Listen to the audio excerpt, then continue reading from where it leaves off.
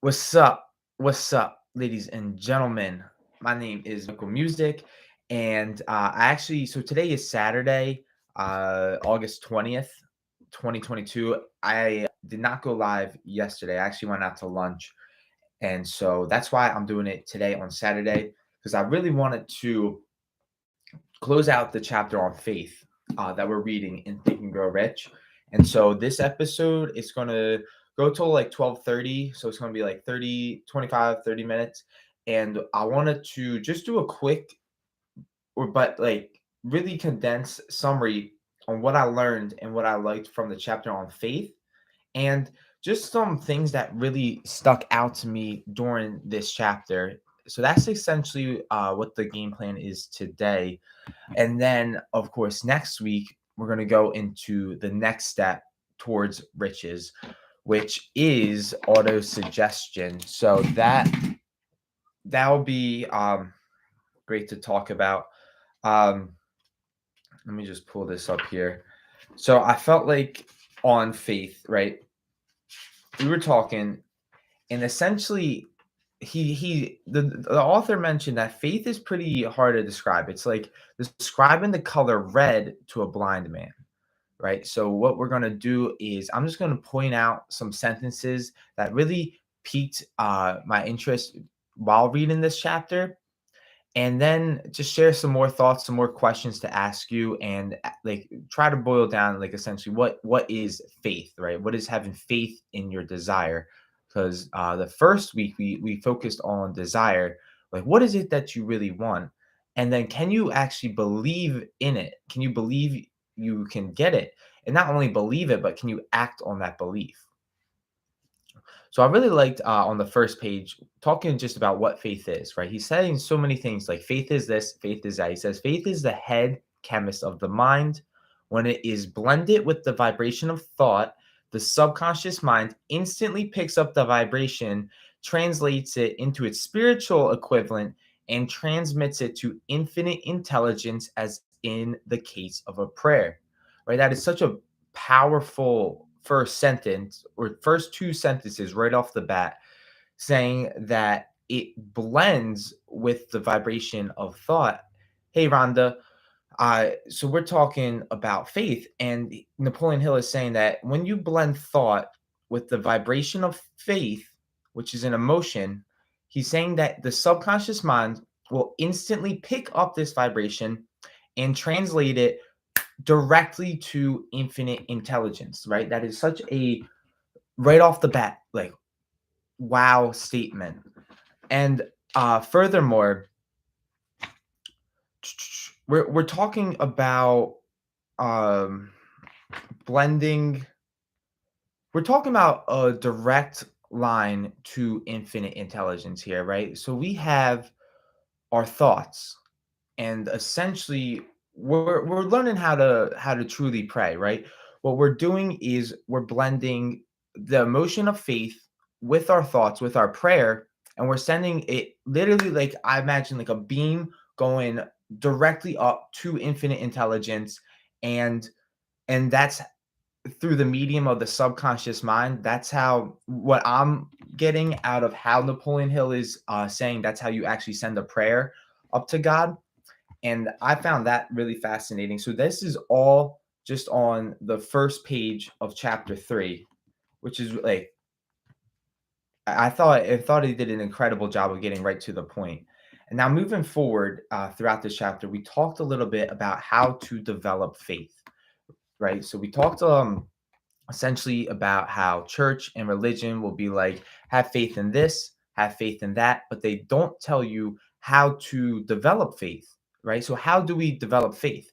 And Napoleon Hill clearly states that faith is a state of mind which may be induced or created by affirmation or repeated instructions to the subconscious mind through the principle of auto suggestion. So tomorrow, or not tomorrow, on Monday and next week, we're going to dive deep into the chapter on auto suggestion. And there's this law of auto suggestion, which I don't have the exact definition right here, but from my understanding, auto suggestion is like just those rapid fire thoughts that are going from the subconscious from the conscious mind to the subconscious mind.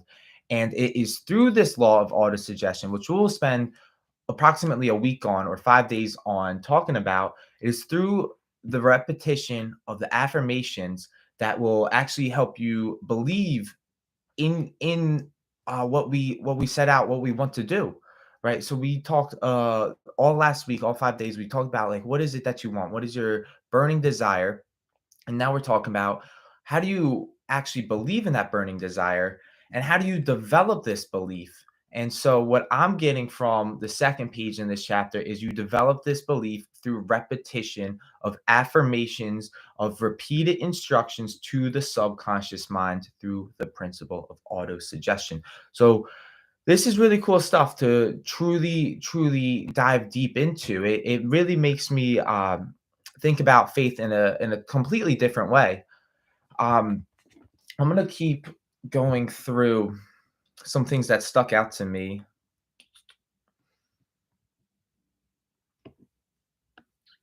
Okay, this was a cool sentence. So Napoleon Hill says that faith is a state of mind which you may develop at will after you have mastered the 13 principles, because it is a state of mind which develops voluntarily through application and use of these principles. Repetition or affirmation of orders to your subconscious mind is the only known method of voluntarily development of the emotion of faith. So I really want to break that two paragraphs down because that was a lot. That was a lot to take in. So first, Napoleon Hill says that faith is a state of mind, right? I've mentioned on numerous episodes that I think one of the key things throughout this book is this idea of what is the state of mind. I have discovered that this is repeated in multiple chapters throughout the book.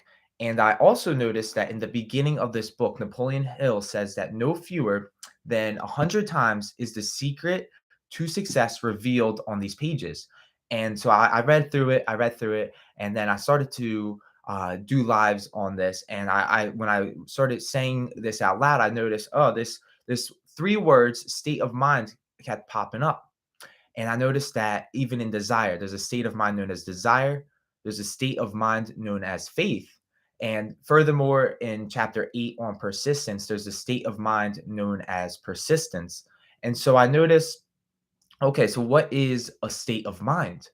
And essentially, a state of mind is just a level of the way you're thinking. I would think of it like, there's certain levels of thinking, right? Like the poor people are thinking down here, and clearly the rich, they're like truly, like I'm not talking about like just in terms of money. I'm talking about the like truly rich, like in terms of their minds, are thinking at a higher level. And what I mean by that is there's different states. Like it's like almost like you're moving. You're literally, if you can imagine, say, moving from one part of the country to another part of the country where there's a different state. That's what I consider it as. And he's saying that when you have mastered the 13 principles laid out in this entire philosophy, which is the true purpose of why I am doing these lives, is to not only share this philosophy with you, but ultimately master it. Um, then you may develop at will the state of mind known as faith, because it is a state of mind which develops voluntarily through application and use of these principles. I think that's just incredible stuff. I truly do. So that's what I really like. I like just different terms of the faith. Like this is not what I learned in CCD. Like I was learning religion, and I I'm just gonna say I just wasn't a great kid in CCD. I was kind of a troublemaker there, and part of me was kind of having trouble on maybe understanding what they were teaching, or maybe I thought it was really boring, or something. But I was kind of disagreeing with it being the way of everything, and I'm really glad that I've been able to just kind of look at it from another perspective because I don't know. I'm not saying it's bad, but I am saying I don't think I was taught it right. But anyways,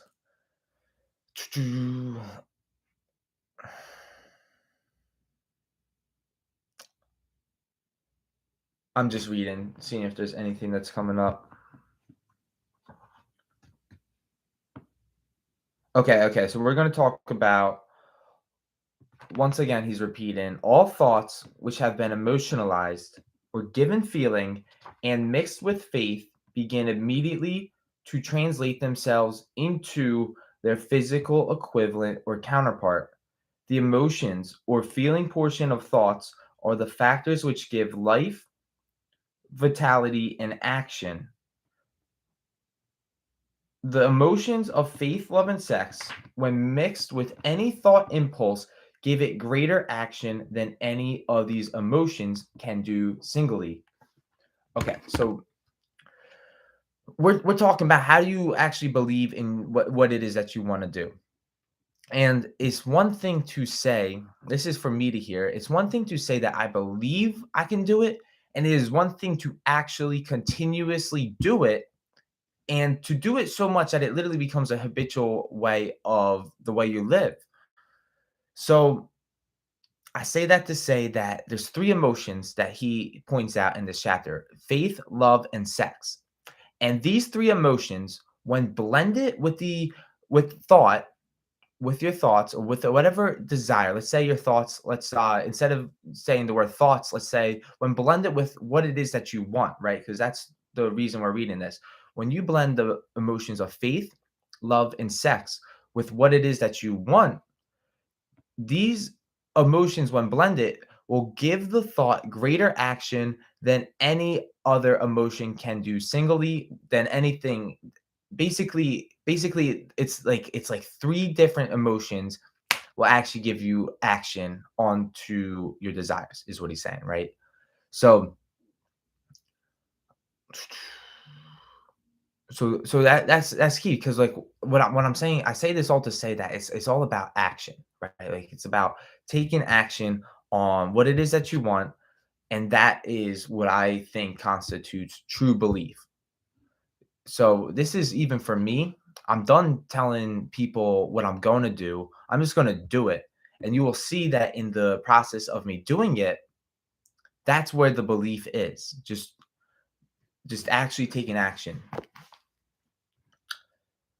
Okay, now we're going to talk about why people believe they come across of bad luck and what is bad luck and how do some people attract bad luck and other people just attract nothing but like good things into their life, everything, like somehow all these miracles show up, right? Like what is the difference between these two people? And you got to understand that Napoleon Hill puts it beautifully. There are millions of people who believe themselves doomed to poverty and failure because of some strange force over which they believe they have no control. They are the creators of their own misfortunes because of this negative belief, which is picked up by the subconscious mind and translated into its physical equivalent.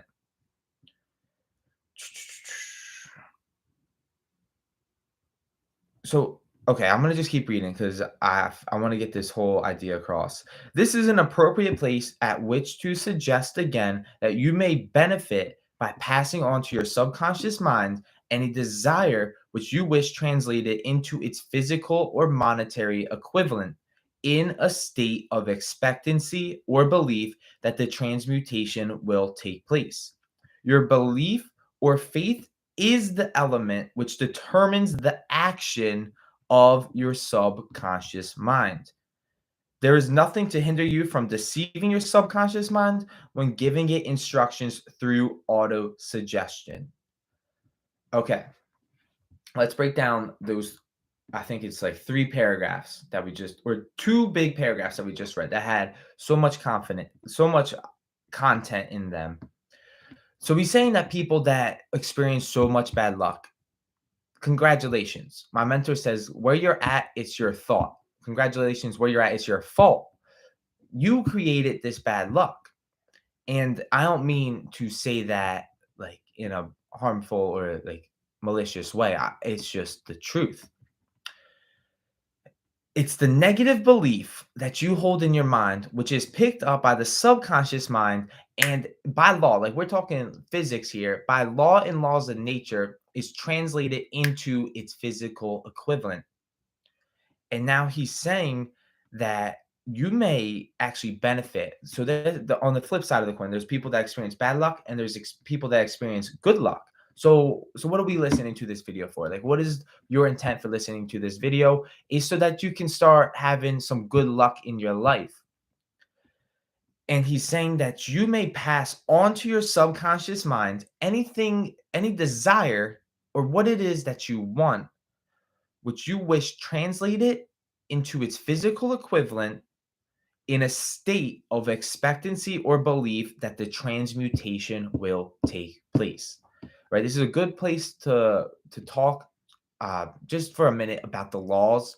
Right? There's this one law called the law of perpetuation of, I think it's the law of perpetuation of transmutation of energy. Something, I totally butchered that name actually, but essentially it's saying that energy is constantly moving into form, out of form, and back into form. Right. So the way that this book was written was to guarantee that what it is that you want actually becomes true. If you actually do act on every one of these 13 principles, there should be no doubt, no simple like, oh, but this, but that. No, like this is like we're working with the laws of nature here on how to make it what you want possible. And this idea of just having a expectancy or belief in that will determine the action of your subconscious mind, right? There's this one law, third law, which says every action has an equal and opposite reaction. So unless you're taking action, you won't attract to you what it is that you want. And so, and it's and the whole principle of faith is to say that your belief or faith is the element which determines the action of your subconscious mind. So if you don't believe in it, if you don't have faith, if you don't master the second principle towards riches, you won't take action on your desire. And this is for me to hear. So I say that to say that it really is so critical, this second principle towards getting rich. Okay.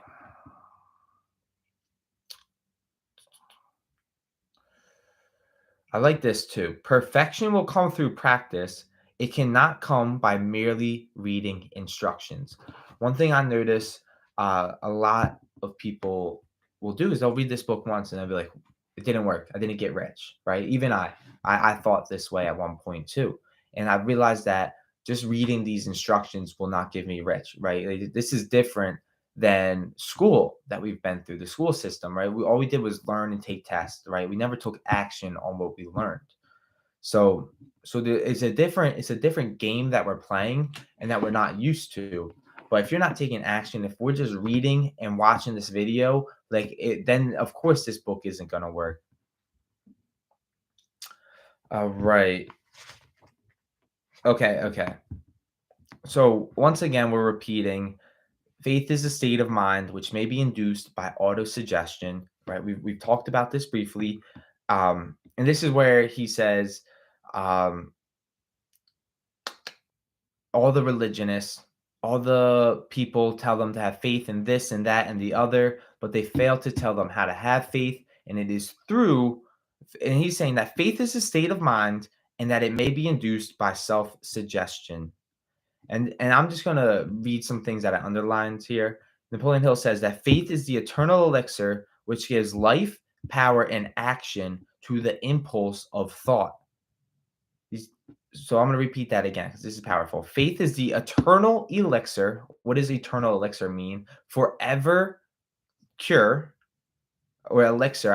What would you consider the word elixir to mean? I know eternal means just infinite or forever, but elixir, it's like almost like that magic potion, the forever potion, which gives life, power, and action to the impulse of thought. I like this too. Faith is the only known antidote for failure. Faith is the element, the chemical, right? Yeah. Have you ever heard of faith being described as a chemical? Faith is the element, the chemical, which, when mixed with prayer, gives one direct communication with infinite intelligence. All right. Bold statement right there. We're talking about communicating directly with infinite intelligence.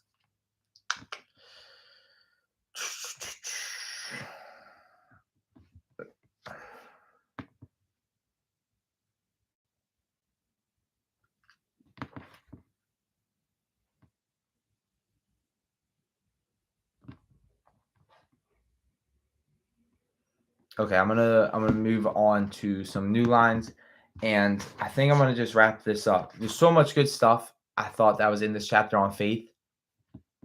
I really like this. Any idea, plan, or purpose may be placed in the mind through repetition of thought. Right. Remember, this is probably the third time I've actually spoke this on this recording through the repetition of thought. Faith is a state of mind which may be induced through the law of auto suggestion. So it's interesting how he's repeating himself constantly throughout this chapter alone, so that you really grasp this idea of actually planting the seed into your subconscious mind. Is the key here is repetition of thought. This is why you are asked to write out a statement of your major purpose or definite chief aim, commit it to memory, and repeat it in audible words day after day until these vibrations of sound have reached your subconscious mind. So this is me included. I have written out my statement, but have I repeated it over and over and over again until the vibrations, the actual words that I'm saying out loud have so cemented them into my subconscious mind that I truly believe that which I wrote down on my goal card. And then finally, I'm going to end this here, which was awesome. Taking inventory of mental assets and liabilities, you will discover that your greatest weakness is a lack of self confidence. This handicap can be surmounted and timidity translated into courage through the principle of auto suggestion. So I'm really excited to dive deep next week into the law of auto suggestion, because that's the key on how we're going to develop faith or belief in what it is that we want. Um, so I'm gonna pause there. Would you learn what you like so far about what I read about faith? Right, this isn't what you would learn in a Catholic school or whatever, however you grew up, whatever religion you believe. This is a whole kind of scientific level of how to dive deep into faith. And that's why I think it's incredible just the way Napoleon Hill put it. I truly love this book. I truly do. And being able to do a chapter summary on it and kind of condense it totally gives it a whole new perspective for me. Um,